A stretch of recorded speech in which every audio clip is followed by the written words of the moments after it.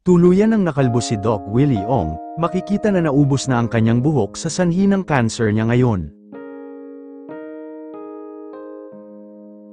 Hindi na maipinta ang mukha ng batikang doktor na si Dr. Willie Ong.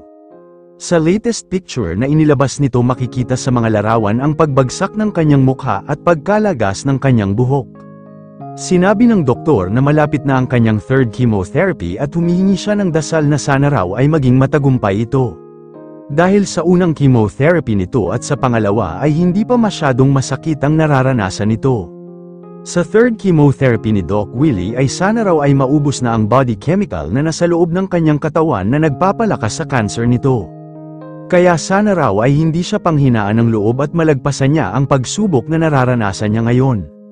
Madaming nagsasabi kaya dinapuan ng cancer ang doktor dahil sa pagiging healthy nito at sa body diet na ginagawa nito na bibihira na lang mag-rice at less sugar kaya bumaba ng husto ang kanyang dugo dahil na rin sa healthy food at sa pag-iwas sa mga matatamis na kailangan din naman ng ating katawan. Sinabi pa nga nito na kapag siya ay kumakain ngayon ay ang matatamis na pagkain sa walang cancer ay pagdating sa kanya hindi na ito matamis at lumalasang mapakla na ito. Madami din ang naiinis sa doktor sa mga quotation na nilalabas nito sa kanyang social media account.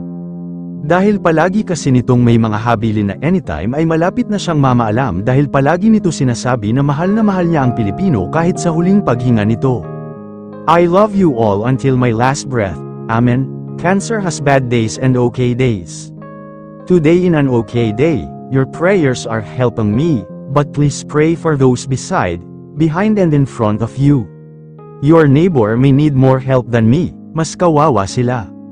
Help the less fortunate in a small way and that will make me so happy.